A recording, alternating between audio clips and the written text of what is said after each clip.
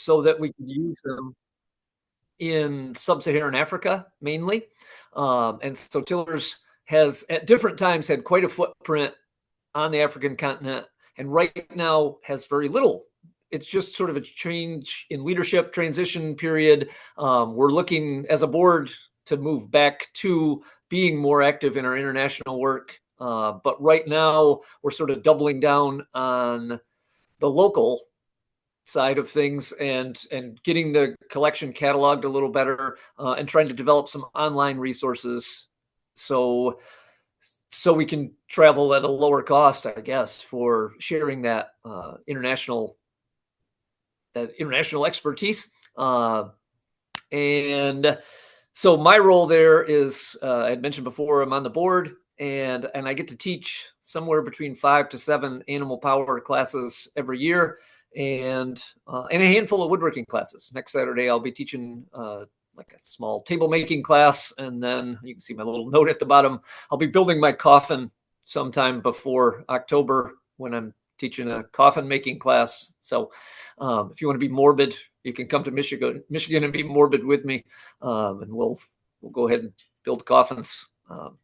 It's my end run around my wife, who doesn't want me to have a coffin lying around, but this way I'm just doing it for a class. So yeah, next slide if you could. So yeah, my introduction to oxen, we even have a video clip. So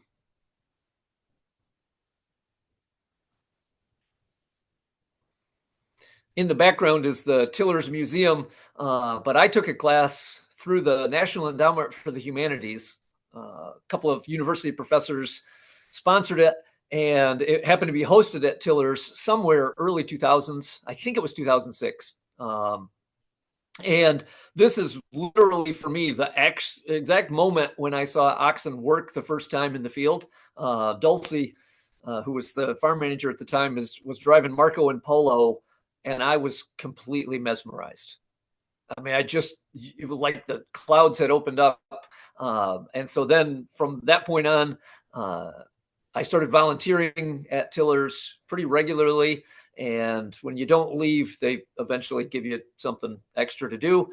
And so there I am. I don't know, this must be 2008 or so, with Stan and Roy. We had a team of Holsteins. A student from South Carolina, and I have now forgotten her name, bought them and had them for years in South Carolina.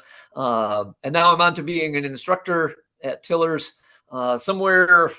It was Ivy's intern year, so 2017, I think.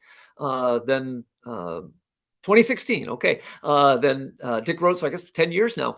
Dick Rosenberg's wife had just a medical emergency, and he said, "Could you run this class?" And I've kind of been taking a hand in every class since then. So it was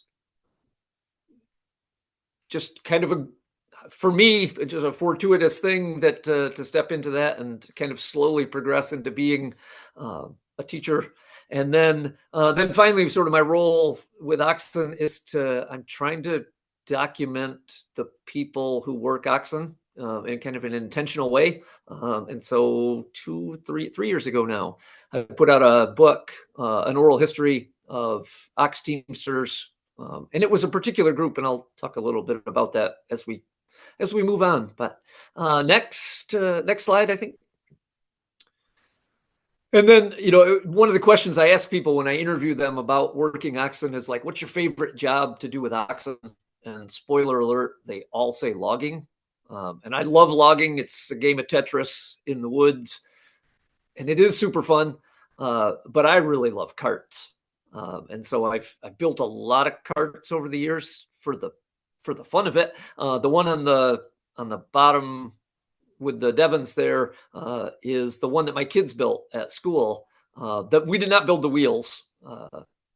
I bought a set of wheels. They're vintage wheels from Wana Wheels in Shipshawana, and he put roller bearing axles in them.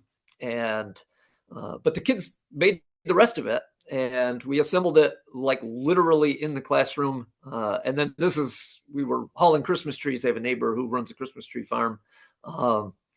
The upper picture is my shorthorn team with my red cart, which is now Leslie Sims' cart. So she's got that in Ohio and she's working it. That was my pandemic cart. When the world shut down, I had a stack of lumber in the garage and a pair of wheels. And so I spent the first couple of weeks building an ox cart. But enough about carts. My favorite job about Oxen is really teaching. That's the thing I get most excited about is introducing somebody to Oxen and doing that rather than anything really else. Even as much as I love to work Oxen, it's working with people is more fun. So the next slide.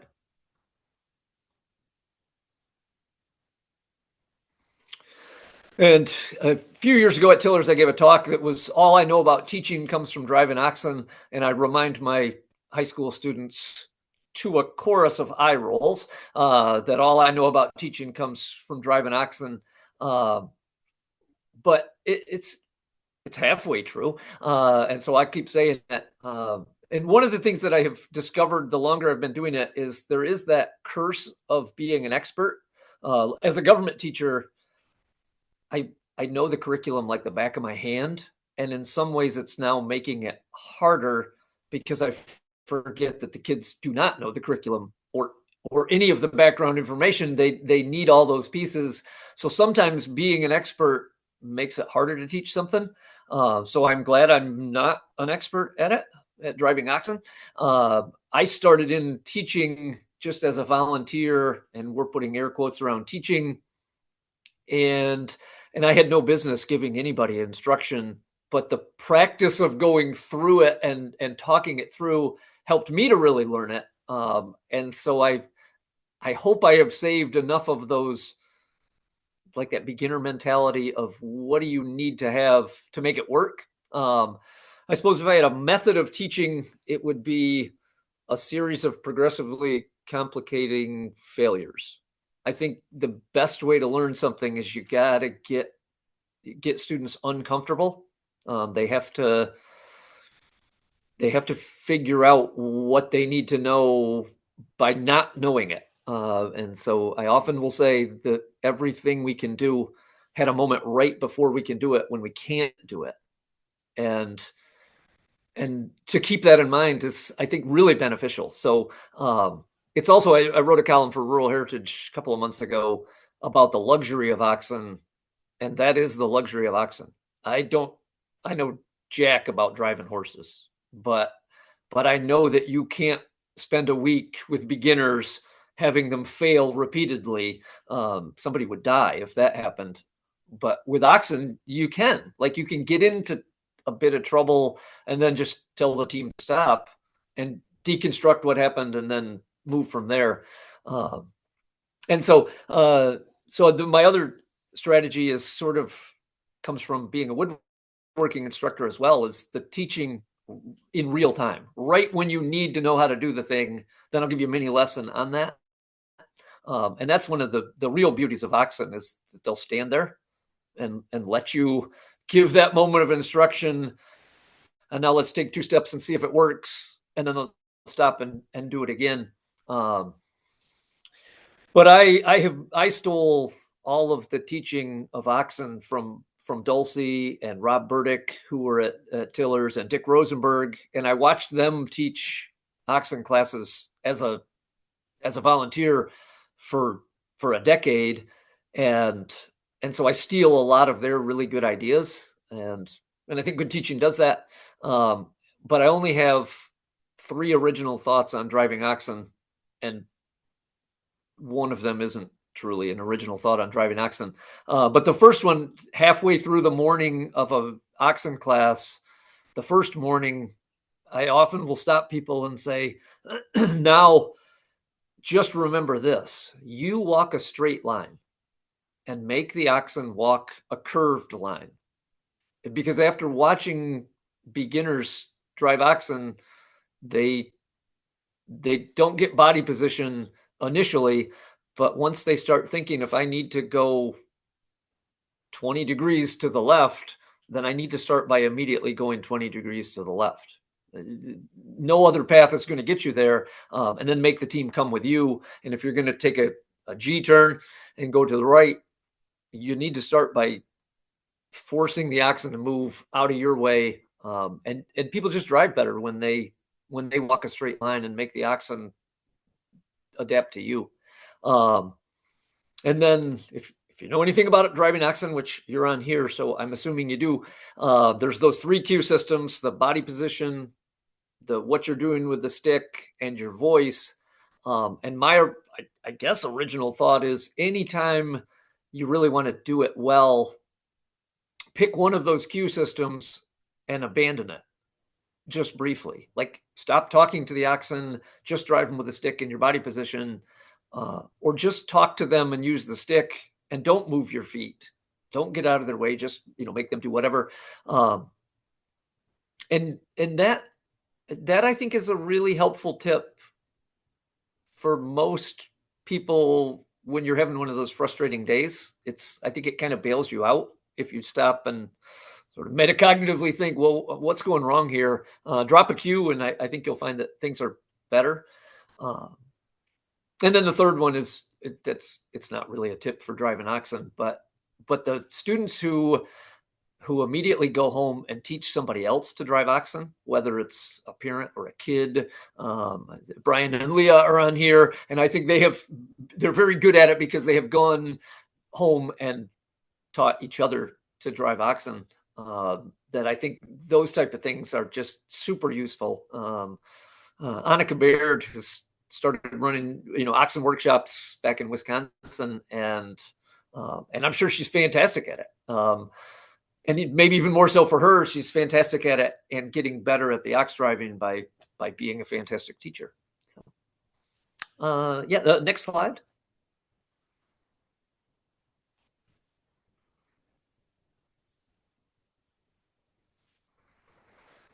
So I'm going to tell you about my book. I am not trying to sell you a book. You're welcome to buy the book. I think you might enjoy this, but I really like Christopher Schwartz, the woodworking writer, and he always does his hashtag never sponsored, and it's the idea that if he makes a tool recommendation, it's because he's paid full price for the tool.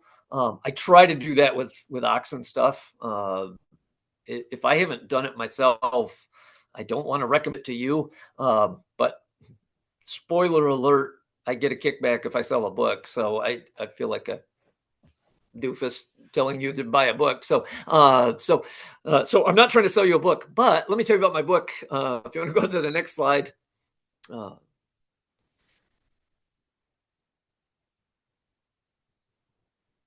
was writing the MOTA newsletter, the Midwest Ox Drovers newsletter, and it is like pulling teeth. Any organization, DAPNet people know, any organization, it's hard to get people to send you things and do things like that. So I decided, I should just interview some people. And I had my GoPro at the MOTA gathering in 2014, it says there. And I just started at 5 minutes. Hey, Dale Parsons, you're head yoking your cattle. Give me just 5 minutes about that. And then I would just transcribe it and stick it in the MOTA newsletter. And you could fill 2 pages with it. And it seemed like a good idea at the time. And that weekend it was Dale Parsons and Howard Van Ord were the 2. And I cheated on both of them. And we got like 6 minutes for Dale Parsons. And with Howard, I got maybe 10 minutes of interview questions, but no more than that. And then you can go on to the next one. And that same year, Dick Rosenberg was stepping away from being Tiller's executive director. He was having some health issues, and so we were in the process of hiring someone new. And I thought, well, maybe I should interview him. He had a 40-year career working around the world with draft cattle, and he's just an excellent teamster. And I still remember the hill where I'm sitting on in this photo. We were at the bottom of this hill. Apparently this hill is very significant in my life. And he was standing there in Tiller's yard, and he kind of paused and looked up and down at me for a minute. And he said, well, because it's you, I'll do it. And I think what he meant was, you're not leaving. You keep sticking around and helping us bale hay and stuff. So, okay, I'll throw you a bone. And we recorded about 6 hours worth of interviews. And then Dulcie, who taught me to drive oxen, and I am willing to hand fight any of you who say that there's a better ox driver than Dulcie. Like, she's as good as they make them. Enough where you don't need this side story, but you're going to get it. She came back to the gathering this year, and when I heard that she was coming, I was legitimately nervous. Like, I didn't want to drive my own team in front of Dulcie because she taught me, and I did not want to be doing it wrong. And so I jumped on the cultivator and I handed her the stick, and she drove my team. And so it was much more fun anyway. But then I started, collecting these longer interviews. And at that point I realized the training tips were there, but so were the human stories. Like this is Dulcie's last day on the job, and we're sitting and having a glass of cider and just talking about reflecting on her 15 years at Tiller's, and she was kind of emotional a couple of different times. And I thought, well, that's the important thing, is that people care about this. And so then I decided, well, I'll collect these things and put them into a book. So next slide.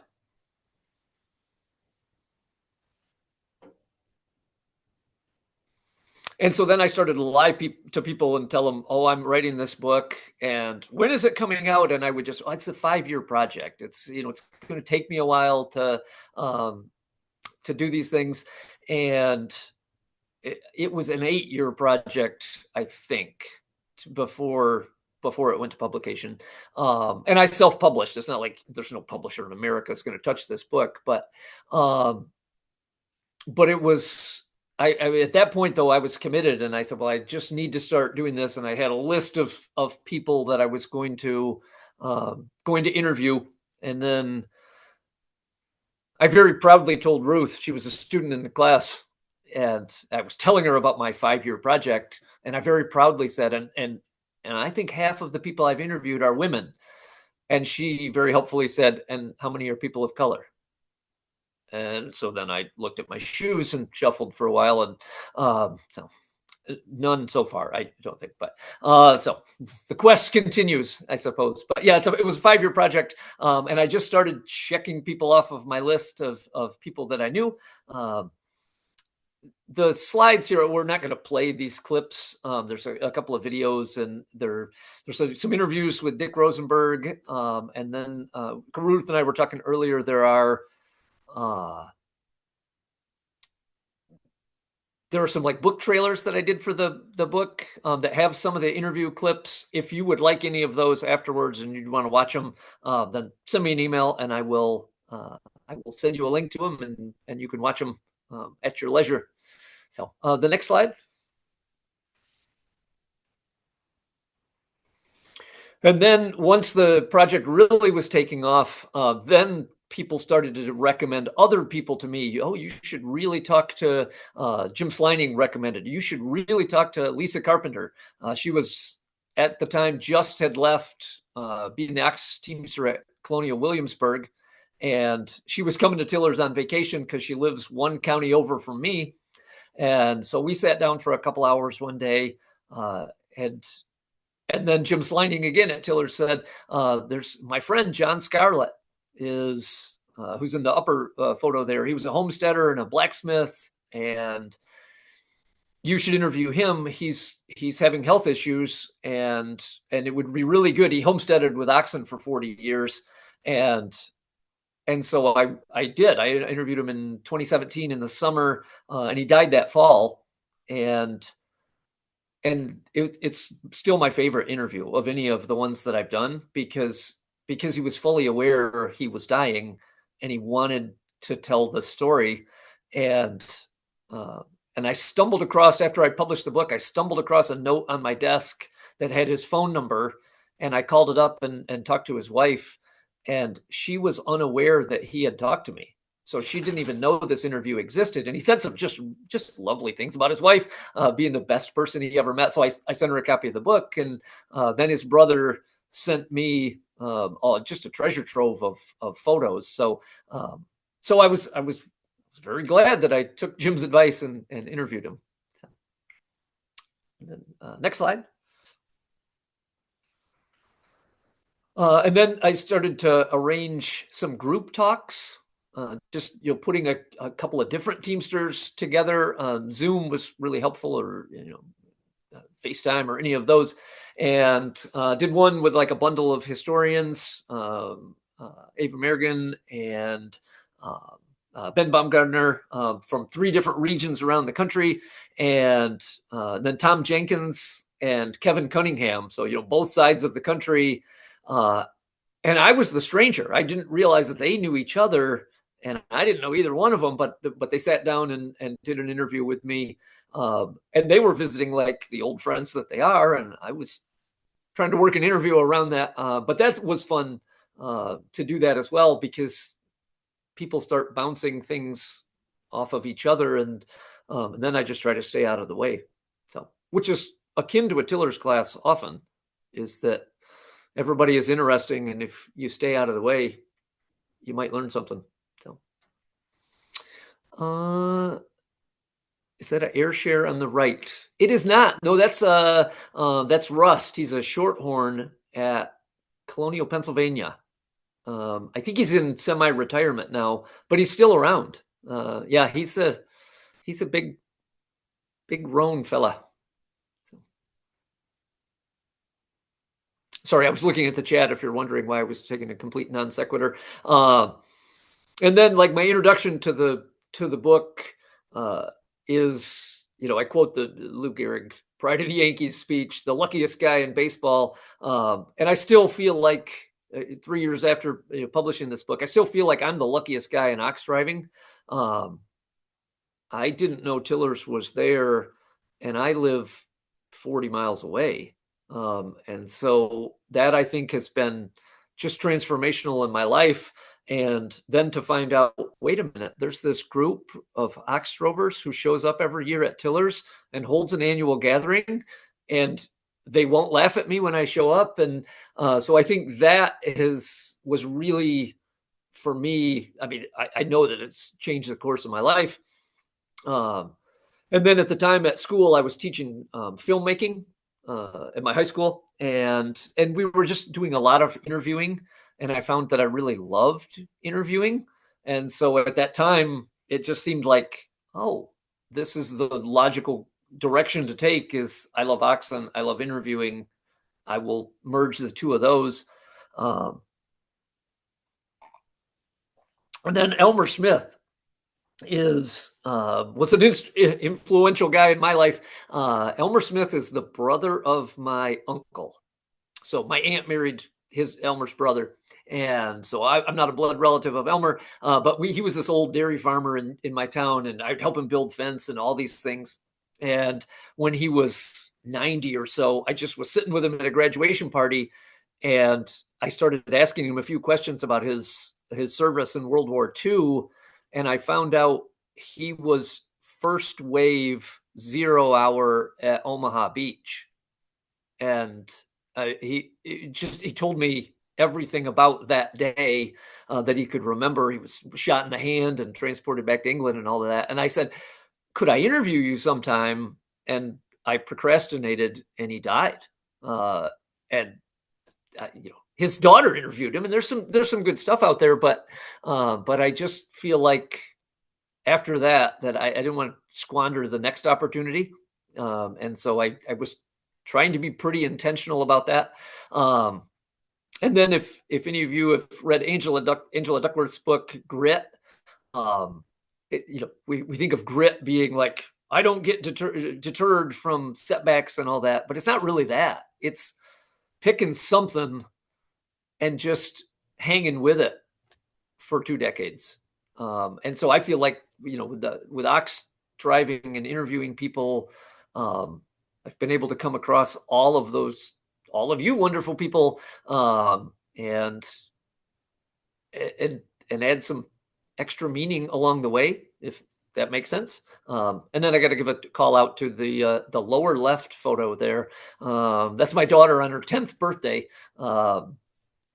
She wanted to take the ox driving class, so we skipped school. She and I, March 10th birthday would be, well, it's been a few years, must be 16, 17 years ago. But there she is. She had just plowed her first furrow, and it is pretty straight. And the team she's using is Marco and Polo, that first team that I ever saw work. And so it's been fun. Those kind of things. I like I say, I still feel like the luckiest guy in baseball. So,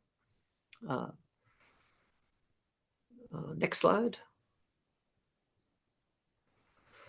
And then I'm working on the next books, On the Shoulders of Giants, Volume 2.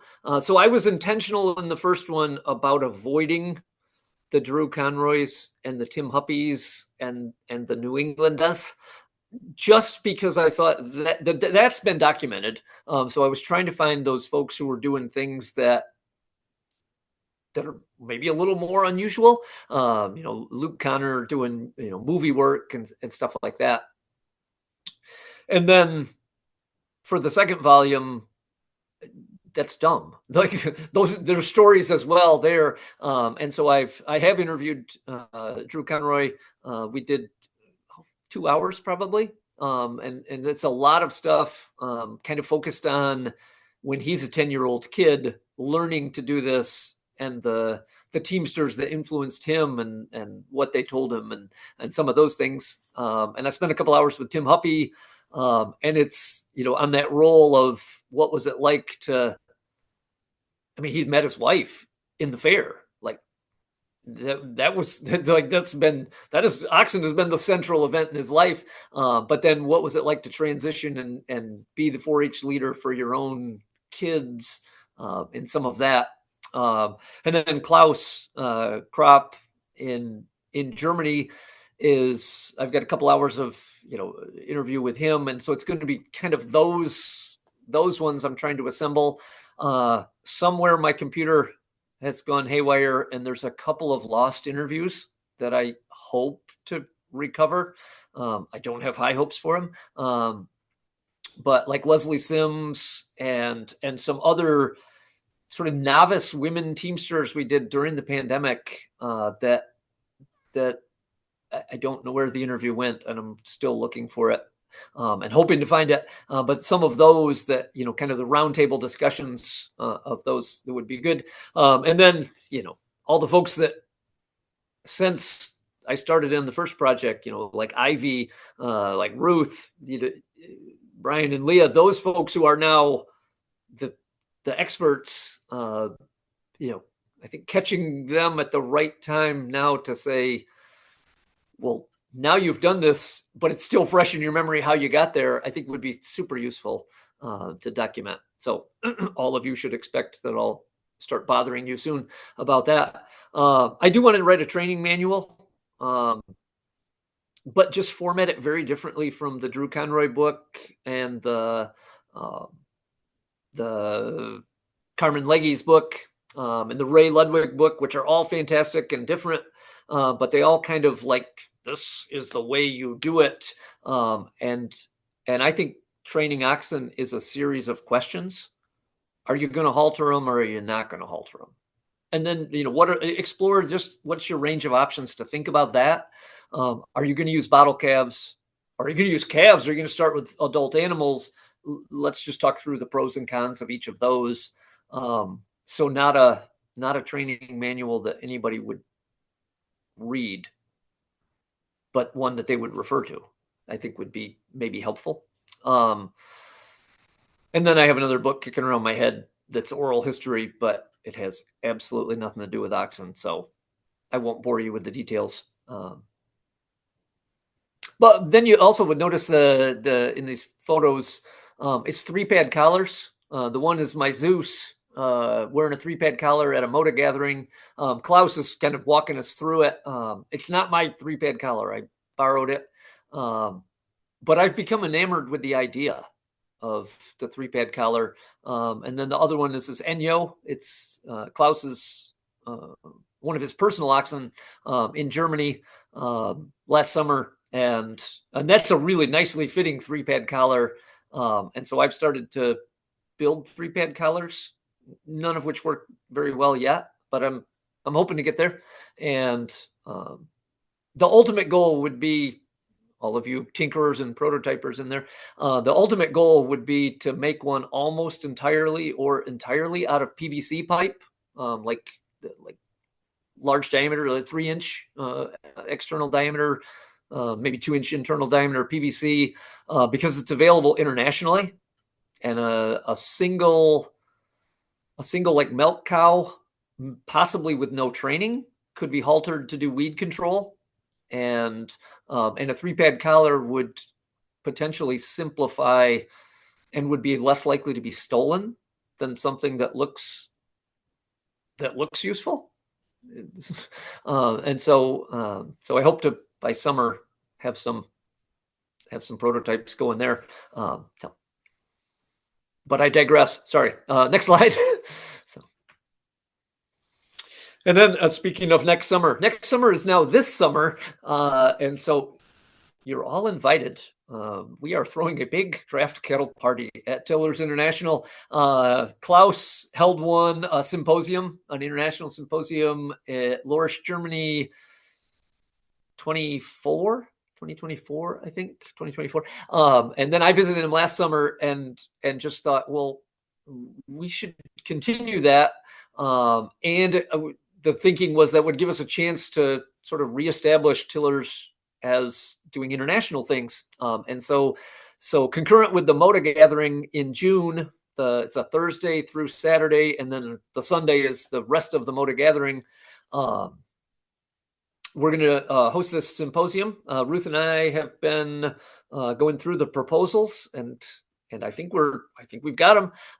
And so we're going to have afternoon presentations in the museum, kind of formal papers and presentations, and then publish proceedings as something that people get afterwards. And then in the mornings when it's a little cooler, and then on the last day, all day, doing field work. So we have a number of field work presenters, and none of it's been officially announced, but you should expect to see Kevin Cunningham in the field. We're going to try to plant some raised beds, and then have him show us, well, what is your method for doing that? And you should definitely not expect to see Tom Jenkins there in the woods explaining how he does logging and things like that. And so, and Ann Woltafsky from Switzerland. So none of this you actually heard from me, other than the fact that the meeting is being recorded. But so yeah, we're really excited about it. And so far, pretty much everybody has said, "Oh yes, I want to come." So you don't want to be left out. So if you're on this chat, you should be planning on being there for the symposium. And now I don't remember. I think there is one more slide, but yeah. And then just open it up for questions. There's again, MidwestOxdrovers.com has a now out of date website because it lists last year's gathering, but we'll get it updated soon. Then Tillers International, all the classes and things are listed there. There's my email address. That's a PCP, CentervillePublicSchools.org. And so, so just keep it and file it away. And when you have questions afterwards, then send them my way.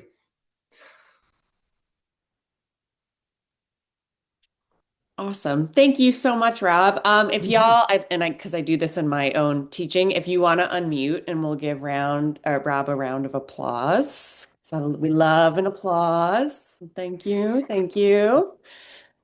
Eric, Brother Ox, I see you've got your hand up. So you've got the floor. Thank you. Thank you. Oh, you just muted yourself. My bad. Thank you, Rob. Wonderful presentation. I have a question for you. Your teaching the teaching activities you've been involved with really attracted me to listen today. You didn't disappoint. I wanted to ask you and really anyone else on this particular Zoom call I'm looking for a specific resource. So, just maybe a 30-second backstory. I'm a former military, I'm a combat veteran, been out of the military for about 20 years or so. I'm working as a, insurance broker for all the many years since then. But avocationally, got involved with driving oxen locally. I don't own my own, but I found that that experience was really helpful for me in terms of working out a lot of the PTSD that I had kind of gone through. And it really inspired me to start a nonprofit called Brother Ox with the vision of working with basically combat veterans.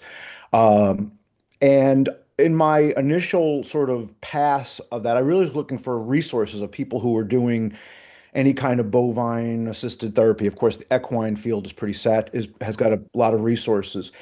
And unless I'm mistaken, I feel like I'm on the cutting edge of it. I'm not saying that as a point of pride. I'm saying it as a little bit of a point of frustration in that I feel like I'm kind of learning along the way.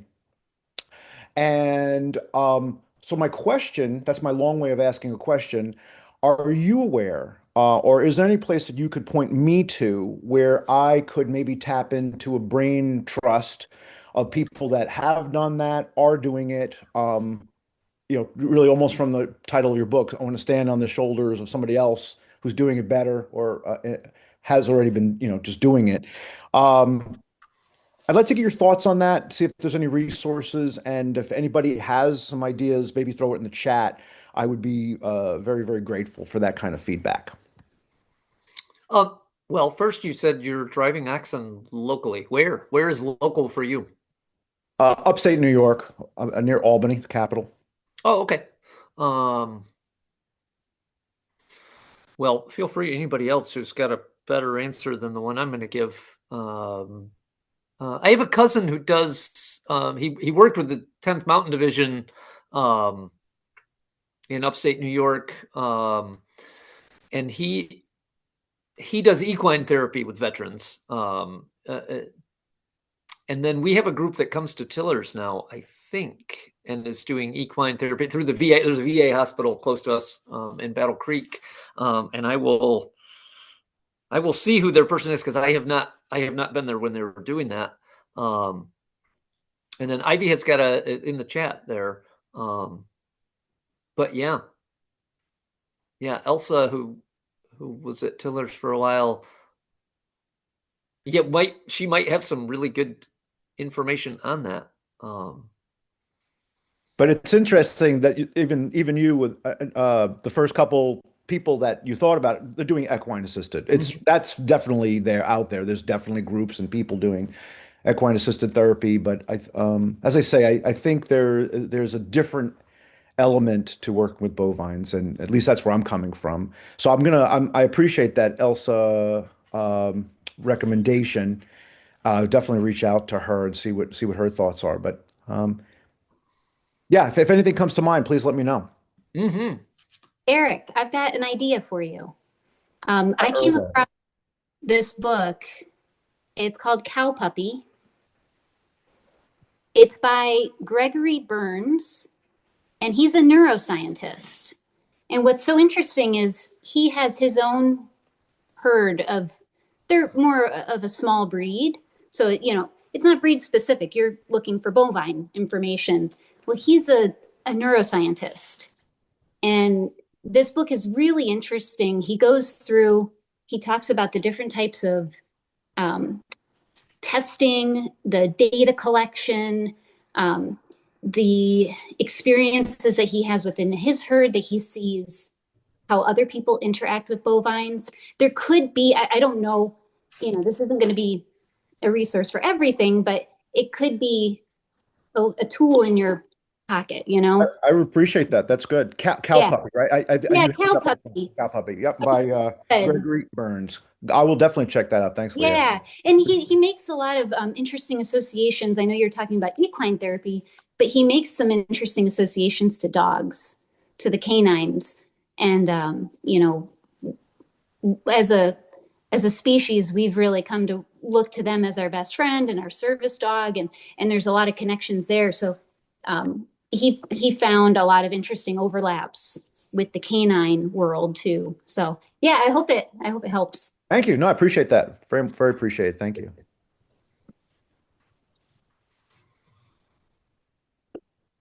And Eric, if we can think of a recommendation later, how would one get in touch with you? Oh, well, I'm a member, but I'll put my email in the chat. Excellent. Thank you. Thank you. And then we've got a comment from Cameron that says, "Howdy, Brother Ox. This is Cameron. We do this on our farm, Light Root Farm and Learning Center, not specifically with veterans, but general mental health and therapeutic programs from addiction recovery, teens, and outpatient mental health programs, oxen, horses, donkeys, soil work." I knew if I asked a question of this crowd, somebody would, people would step forth. Thanks to all of you. Cameron, how is Miriam? Hi, Rob. Miriam's great, actually. Yeah, she's moved up to Montana now. She moved out of the house, so she's kind of left the oxen here. So I'm running them with another guy that works here on the farm. Is actually on this call too, Ethan. So but she's doing good, but she's ready to move on to other things, I guess.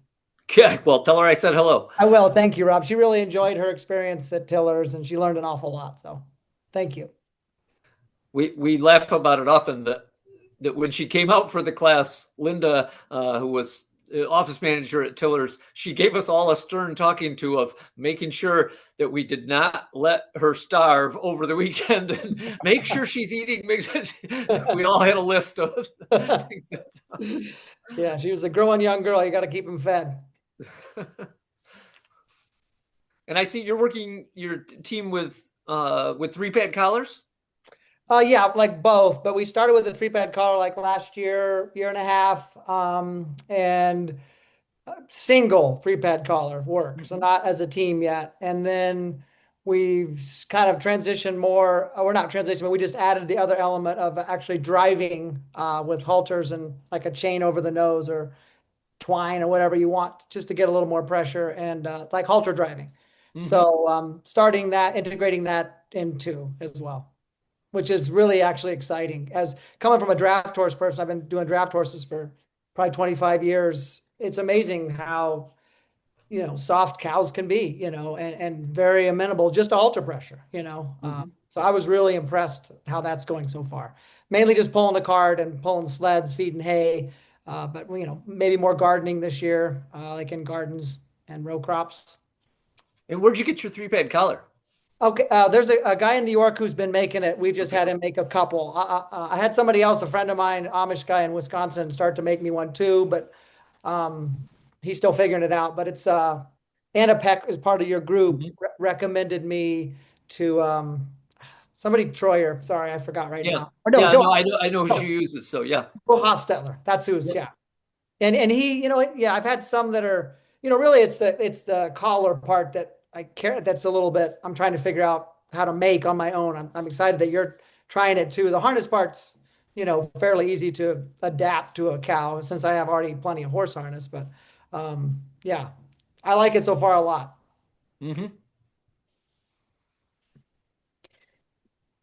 Claire has the time we did it, when I put Zeus in it, I mean, he was 15 and we put him in it and we were pulling hay up into the barn at Tillers, and we did, I mean, it was 2 or 3 hours of just steady, and that's it. It was a pretty hard pull each time, and he looked he looked as comfortable as he looked in his yoke that he had used for 10 years. So I'm surprised how much I like what I've seen of the 3-pad collar. So how much how much hay, like rough weight were you pulling? It's a bigger, older ox, right? 15, you said?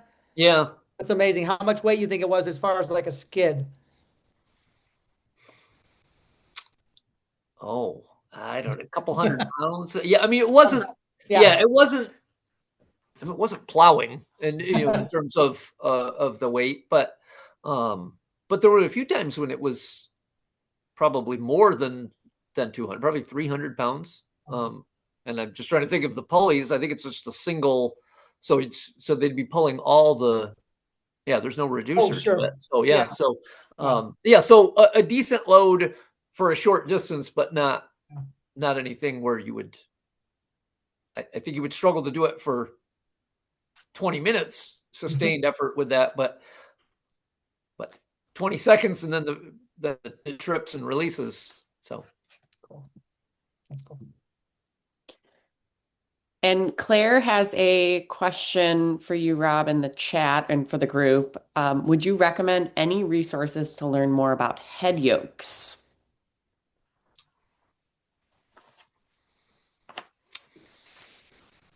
I agree with Ivy's recommendation of Carmen Legge's book.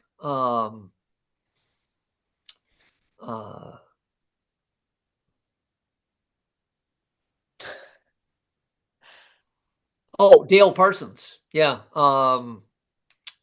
Yes, Dale Parsons, local here in Michigan, does head yoking. I don't know. I am as ignorant as they come on head yoking. Thomas Philbrick has often tried to talk me into putting either my short horns, because they have nice big horns, but I know so little about it other than you can damage the horns pretty badly if you're bad at it. So I didn't want to start out and be bad at it.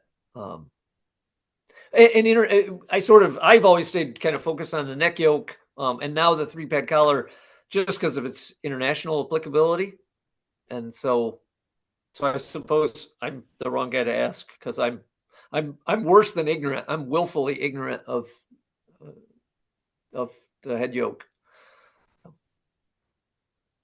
And then Claire has a second question. Do you have any thoughts about working or exercising a team using a 2-up treadmill when time is too tight to take the team out and train them using a trained teamster as much as one would like?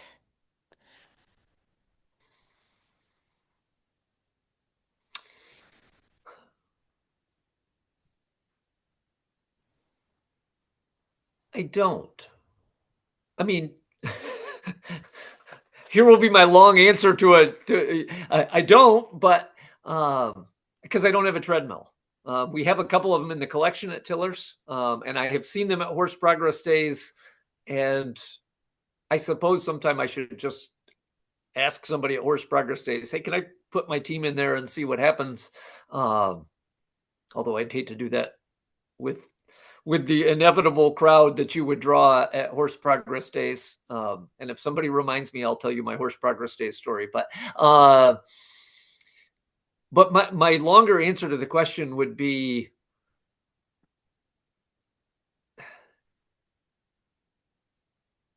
get a brush and a yoke, and instead of taking the team out, bringing them to the hitching post, which is, good and ideal and all that. My Devons, I never did that. I trained them with the Ray Ludwig style of, even the first time we put a yoke on, they weren't tied up. They were the size of a Labrador Retriever. And we just walked up and put the yoke on. And for me, I can have that team in the yoke in 5 minutes. So as much as I've been a wimp the last 3 weeks when it's been cold, I've had my team out probably once a week in the last 3 weeks, rather than getting the daily work that they should be doing. But that just, I think if you just once in a while just go grab them and put them into a yoke and then work for 10 minutes, to me, that would be preferential to just getting them conditioned, but not necessarily. I think the training and the acclimation to craziness is maybe better than getting them physically hardened. I mean, obviously, ideally, it would do both, but if time is short, I think you would take just as long to get them into a treadmill as you would to just muck out a single stall or something. And so, that would be my thought on it. But none of that is to say I'm correct about it, but that's what I would do. But if you'd like to buy me a treadmill, I will. I will be glad to try it out. So, and I don't, I think, international application of treadmills. I've been kicking around that idea of like just power generation, just to connect rural people to the internet. Although I think the solar panel is going to render walking a team to generate the power. I think the solar panel is going to advance quicker than the treadmill will. But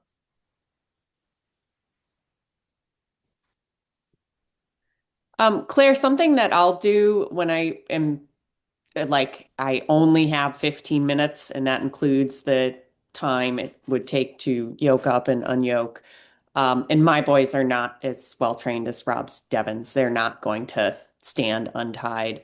I will just hand walk them, and I'll string his lead rope through the halter of my nigh, and we'll just kind of go on a walk. And it's actually really productive because they are exercising some neuroplasticity and pacing together at the same rate of motion that they would in a yoke, but we're still getting some exercise.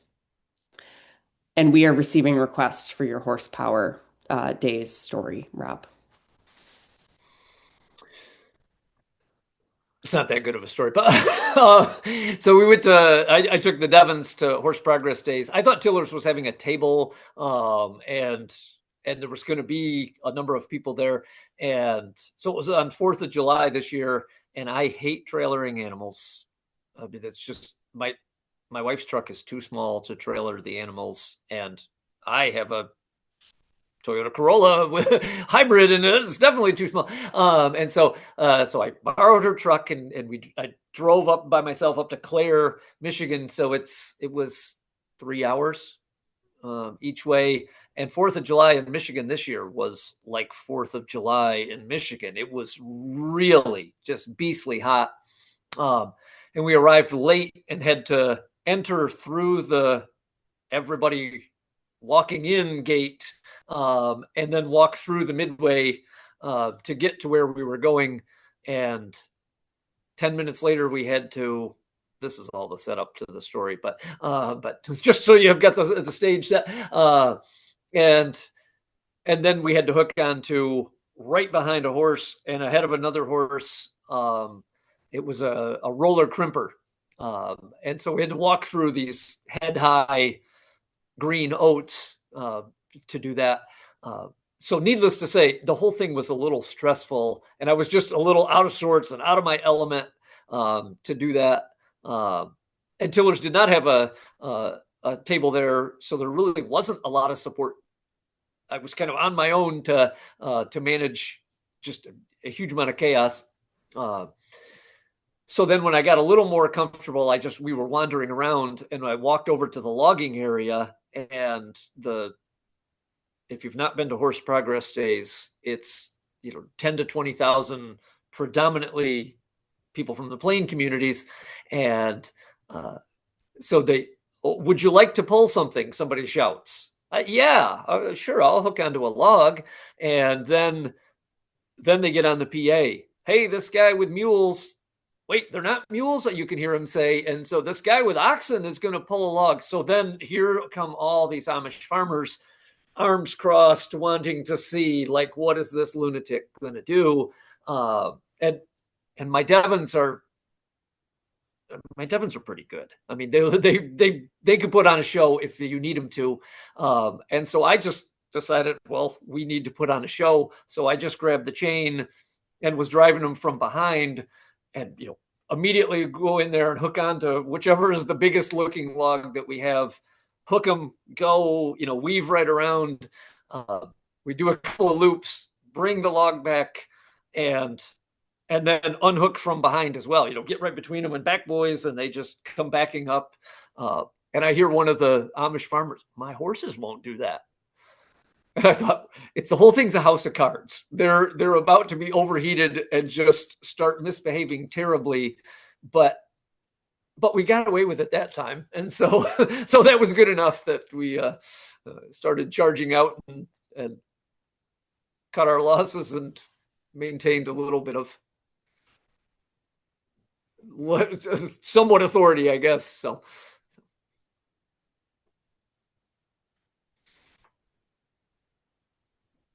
It is a cool flex when you are in a horse-centric place and you bring your cattle out. Just the novelty of it, and it's kind of like, wow, I am the coolest person here.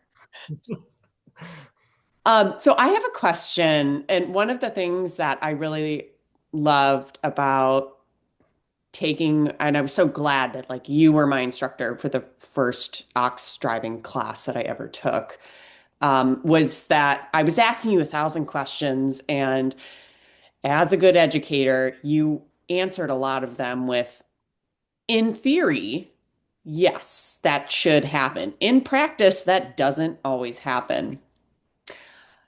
And in thinking about the first step for somebody to know something or to want to learn a new skill or grow, or expand their understanding, you have to be ready to learn. And it's safe to assume that the students who are signing up to be at an Oxen Basics class are ready to learn. But do you have any thoughts on how that applies to animals, cattle, and at what point do you, in your experience, have you figured out like when your team can be handled by others without the team absorbing the inevitable bad habits or mistakes of a new drover?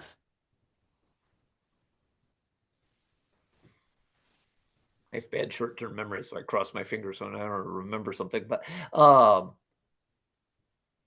my parenthetical would be, I don't know if we assume. I assumed before doing a lot of teaching adults that adults show up ready to learn.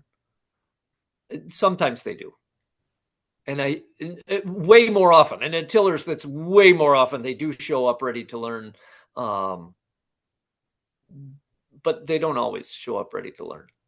So, and that's the harder sometimes is the, bye Ivy.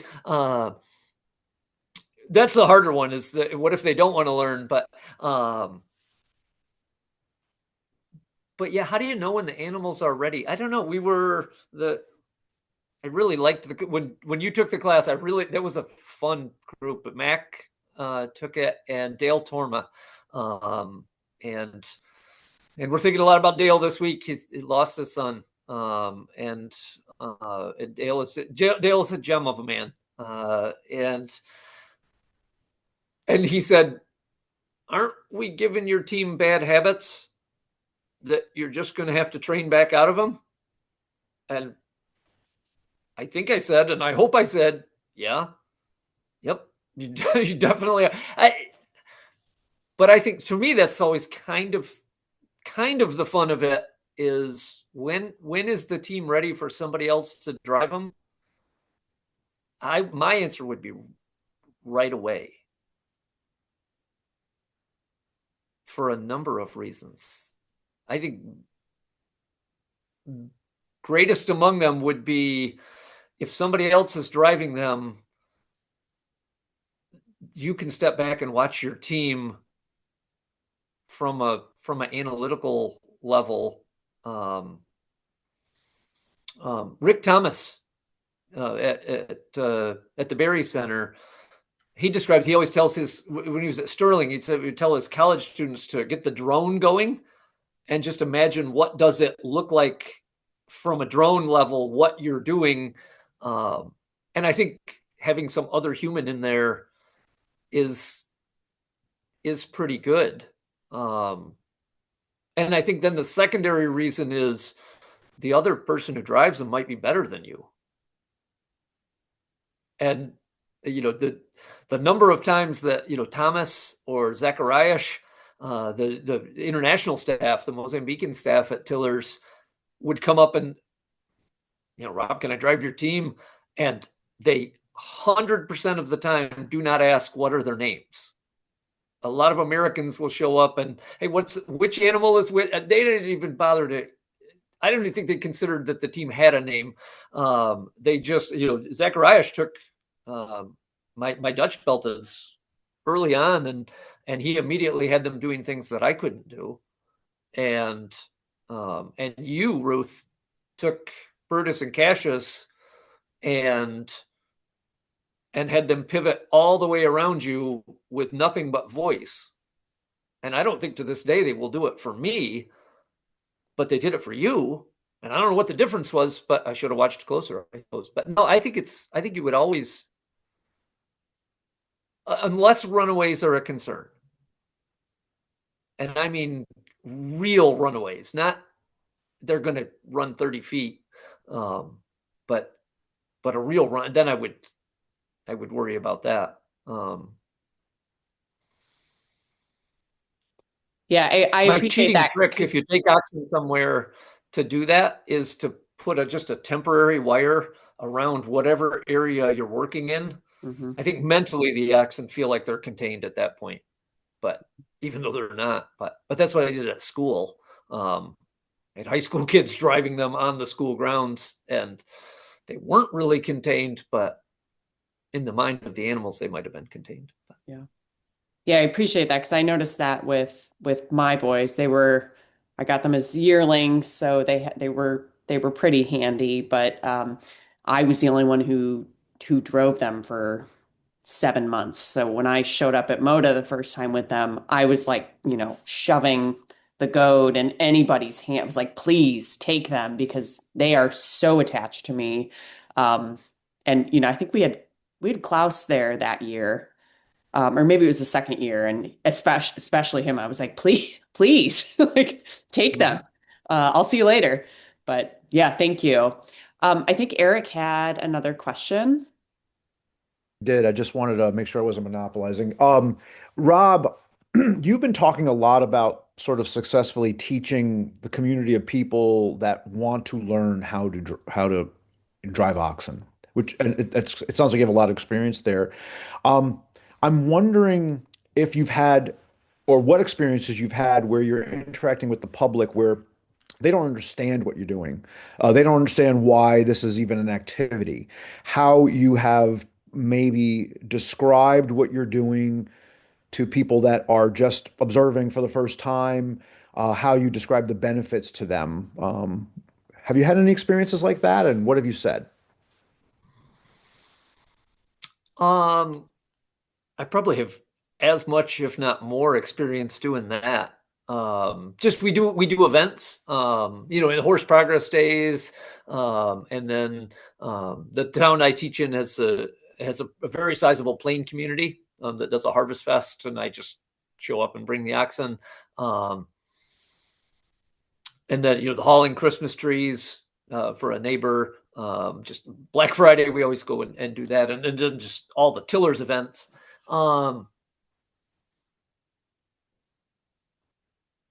What I always say is I just start in with this, aw shucks, I do this because I love it.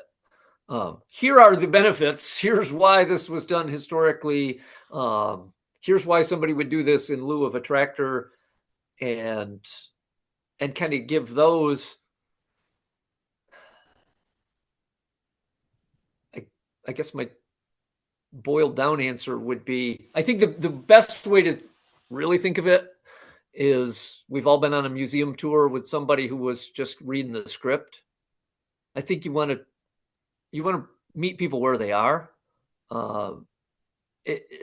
Sometimes they're just asking questions, and my neighbors who showed up to buy a Christmas tree, and the one guy said, "Oh, it's barbecue and beef here," and I said, and I was clear he didn't give a rip about oxen and seeing them work. He was just wanting to make jokes, and I hey, if you keep talking to them that way, they're going to not deliver your tree for you or whatever, and just sort of, and that's the only interaction we really had was that. But if somebody is curious, well, how old are they? And, then try to what is their interest level, and meet that. Because I think we're all oxen nerds. I mean, clearly this chat would indicate I can talk all day about oxen. I don't know if I should, but I can. And so, yeah, so it's that finding, is their attention wandering from what you're talking about, or do they have some different agenda, and watch for that? Because sometimes, Dick Rosenberg talks about a woman come up and just start chewing on him about this is abusive, and you have that stick and all of that. And he said that he just happened to have an ox, one of the tillers teams, that was especially affectionate. And so he just started standing there doing this, knowing that the ox was going to come up and put his chin on his shoulder, and was just, then he's scratching this. And, the longer the woman talked, the more ridiculous she sounded, because clearly this animal was just loving the attention. And so, I think I don't think there's a single answer to it, or a single answer to anybody that walks up. I try to give them a different answer each time, depending on what I think they're trying to get out of it. It's a meandering answer. So ironically, about a question, how do you answer a question? I don't know. Apparently I don't know. But so, I did see in the chat that Jim Gronow is in there, and he said his video and audio is not working. But hi, Jim. I think of you often. So Hi, Rob. I'm Maggie. I don't have video or video on this computer that I'm using right now, but I just want to say hi. Thank you so much for this presentation. I have been doing the Draft Animal Power podcast with DAPNet, and I've never been able to meet you till now, and it's more of a, well, I'm just curious if you have any interest in collaborating, because what you're doing with documenting Ox Teamsters is awesome stuff, and it's very in line with what we're hoping to do more of with the podcast. And if you have any interest in ever hosting any episodes or connecting with the podcast, that would be super exciting to me. I do. Yeah, that sounds fun. Where are you? I live near Ithaca, New York. So Oh, nowhere okay. near you. Yeah. Yeah. My dad's family's from Oneida. So, Oh, cool. Wow. yeah. And I had an aunt and uncle that lived in Ithaca for years, right? So my ex-boyfriend's from Ithaca Oneida. is gorgeous, as they say, right? It is, as they say. Yes.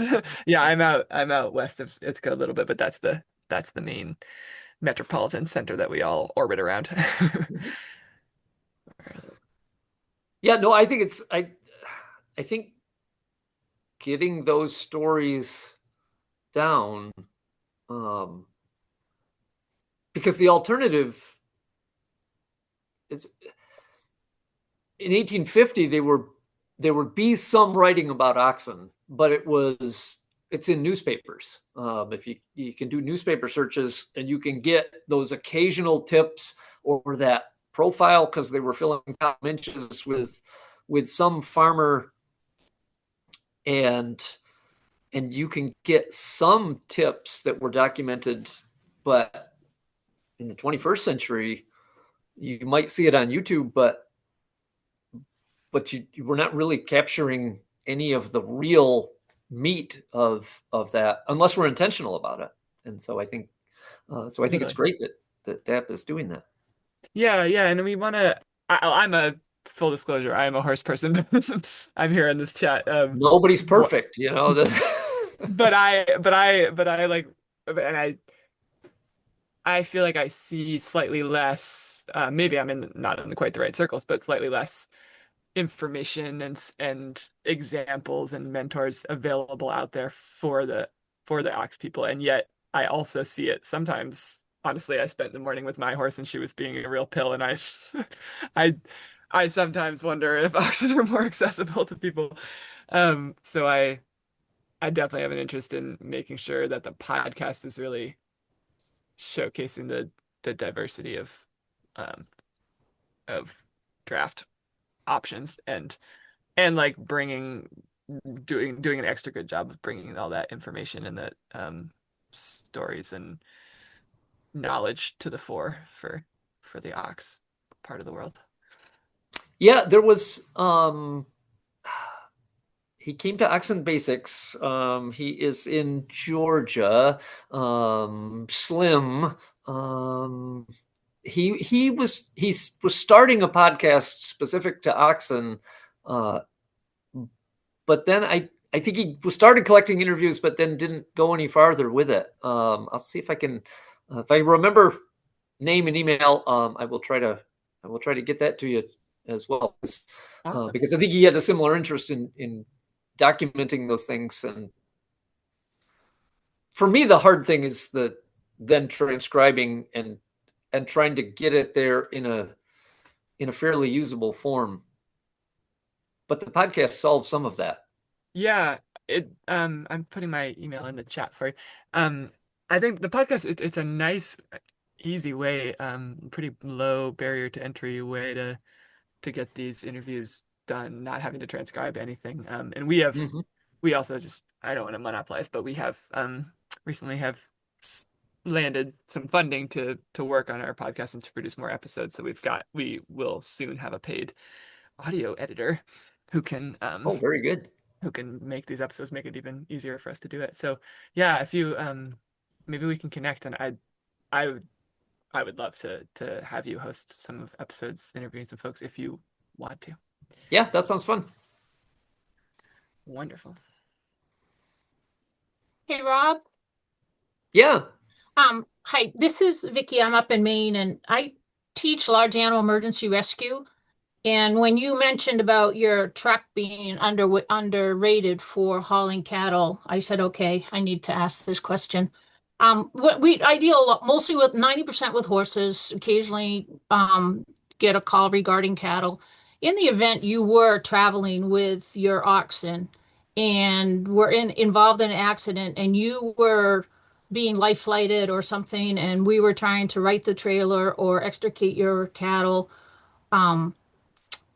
without another knowledgeable oxen or cattle person around, we've been on some calls where they were probably going to end up at slaughter or someone's dinner plate, and you still try to do the best you can. But more and more, we're getting aware that a lot of these, in fact, I was at DAPNet field days last year and taught a class, and we got to interact with some oxen. And I do realize that you're hoping that these animals stay forever with you like we do our horses. How willing are you, if you have responders there who understand the animal component but haven't actually worked with cattle or oxen, how cooperative do you feel your animals would be in an emergency situation? And what are some things that we as responders might be able to do? Like most of the time we can get a vet on the phone. Yeah, give them some Banamine. If there's Banamine in the horse trailer, you can give them to the horse if the owner's there. But you've got and horse people and veterinarians for horses are usually easy to call real quick on the phone. Do you have any suggestions? Or where is there additional information regarding oxen in an emergency situation where the owner may or may not be there, or may be there but not able to help? My initial thought is to, we had a volunteer at Tillers come up to Maine and get a team just this summer, late summer. That'll be Tiller's new team, and they were a year and a half old or whatever. And he didn't have any cattle experience, and so I just made a point of getting him Dr. Brenda Grettenberger, and she's got oxen and is a large animal vet, getting her on speed dial. So okay. If something, it's almost like if you had one ox vet that, well, if we ever get into an emergency at 10 o'clock at night, we could call that person. That might be just a good enough Band-Aid. knock on wood, I don't have any disaster story about trailering animals, so that's good. Yeah, I got about That is an 300. experience I Yeah. don't want to have. Yeah. I blew a tire one time and had to we could limp it to a tire place, and they jacked up the trailer and changed the tires out from under the ox. And I found out he was not wild about a impact Well, wrench. yeah. As a It's just, general rule, they would not be cooperative, you think? Or but then I think they would be about as cooperative, more so than a horse. They the horse, forget, yeah. The horses, they forget right away. yeah. I mean, the luckily bad with thing that happened. horses, I have never been on a call where the horse didn't seem to understand that we were there to help. Mm-hmm. Um, this is for through the floor, down on ice, trapped in mud.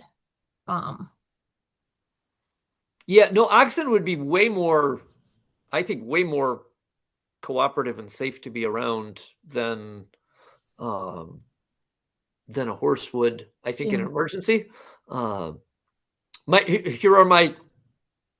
Here's my experience base, and it's only hearing other people talk about it. But Tillers had an ox go down into a well or hole or whatever, and they did the Aesop fable and started shoveling in dirt, and he just kept stomping his way up and eventually came out.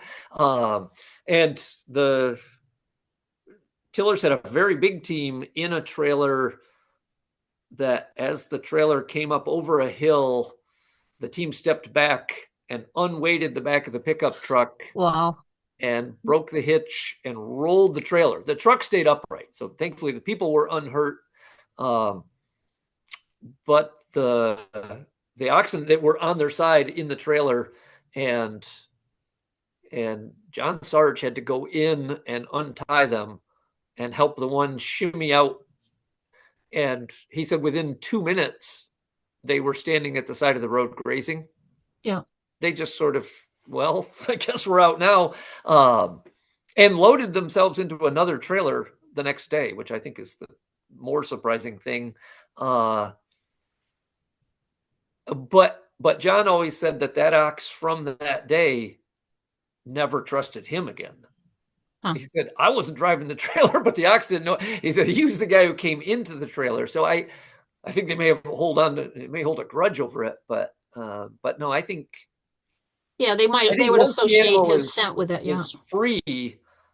It's not going to try to get away and run, or it's initially in the trailer. I think would be very scary. Yeah, well, maybe a conversation for another time if or if you do know any vets in the New England area that we might be able to put on speed dial that have knowledge of cattle, that would be handy to have. I know, I know my vets and cattle people with beef cattle and dairy cattle, but not long-term and oxen. Yeah, I don't have those contacts. There's one that is profiled. I think it's Don Collins that's profiled in the Drew Conroy book, but I don't know him personally, and I don't know if he's. Yeah. The book is almost 20 years old now, so he may not be in practice anymore.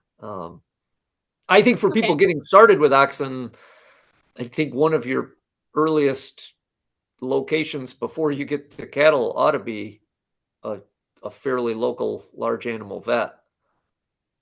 And man, they're becoming hard to find. I hit the lottery. I've got a guy who's in my town 4 miles away, and he will come and he likes the cattle, and it's a real blessing, because boy, is it hard to find them. Thank you. Mm-hmm. Yeah, Vicki, that's such a good point. One of the I live in Central Illinois. One of the first long haul I did with my boys was up to Michigan, and it's in the trailer loaded up with all of our stuff. It's a 7.5-hour drive. And I remember I sent Rob a message and I said, hey, do you have any suggestions for kind of trailering tips. What do I need to have? And one of the things that Rob had said that other people didn't is he said, keep your boots on, like wear your boots. Don't be wearing your slippers in the car in case you need to hop out quickly. Um, so I really appreciated that. But I had not thought about an emergency contact. And I think that needs to be something that is in my glove box on a laminated sheet of paper. And unfortunately, it's going to be Dr. Brenda and Rob's numbers. Yeah, I think that's, yeah, it just, I'm now I'm making notes to myself, like, yeah, a card on the side of the trailer. Here are the names of these animals. And yeah, because if somebody comes on the scene and just assumes, oh, look at these wild animals with these huge horns. Yeah. Yeah, I think that assumption alone might end up causing the animal great harm. We're not going to do anything for this animal other than shoot it, when it might be a wonderfully tractable animal if you just open the trailer door and let it get out. I remember Brenda Grettenberger telling me, like, she had one that just didn't work out, and they thought of just shipping it, for beef, and she said, "There's no way I can do this because he's big and he has horns, and it's going to be he'll be seen as a threat by the shipping crew, and they're going to cattle prod him, and he's going to take all kinds of abuse just because everybody's afraid of him." And I think, boy, yeah. Yeah, I'm gonna make a laminated card now for Well, which I team just I'm posted calling. what we give out for that teach this for farms and stuff. Our note that what we recommend for note to emergency responders. I mean, it's kind of designed for horses, but it's good for any animal. And what we do is suggest that people put this into a sleeve, make sure they update it every year, and put one on the dashboard of your truck and one on the taped inside both doors and the back doors, or wherever, if your trailer's on its side, just somewhere where we can get to it. That gives us permission to work on your animals. Yeah, those are great thoughts. Vicki, can we share that with Oh, the Moto definitely. group? Yeah. Excellent. Thank Yeah, you. you could share it with your fire departments, all your farms, whatever. Yeah. Yeah, it's if there's a copyright to it, I'm not aware of it. I've taught for 20 years and we've given that out for 20 years. So yeah. And I do have, the name is escaping me right now, but I think I pay $200 a year for insurance for trailering my own animals. Yeah. And There's a couple out there. Yeah. Yeah, and The AAA, we call it AAA for horses. yes, yeah. And just knowing if for some reason we get stuck on the side of the road or something, that there is some service who will either connect me to a local farm or, bring water and hay. Yeah, but thank you so much, Vicki. That's really, No really problem. helpful. Mm-hmm.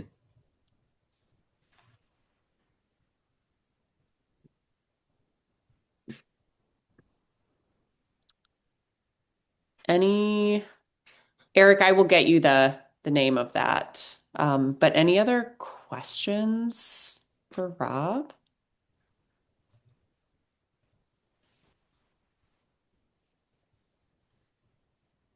All right. So please make note of Rob's contact information. If you haven't been to Tillers, please think about coming to Tillers. If you're not a member of the Midwest Ox Drovers, you totally should be. Same with the Draft Animal Power Network. Wonderful return on what are really modest yearly dues. So just want to say again, Rob, thank you. Thank you, thank you, thank you so much. We appreciate you. We appreciate everyone who made the time on a Saturday afternoon to come out today.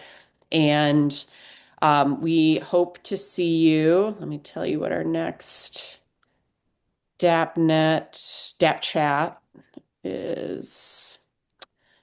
Our next DAPChat is going to be with Dr. Barbara Corson, who is a veterinary pathologist. And that is going to be DAPChat.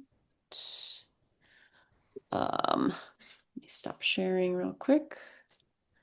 Get y'all the date and time for that.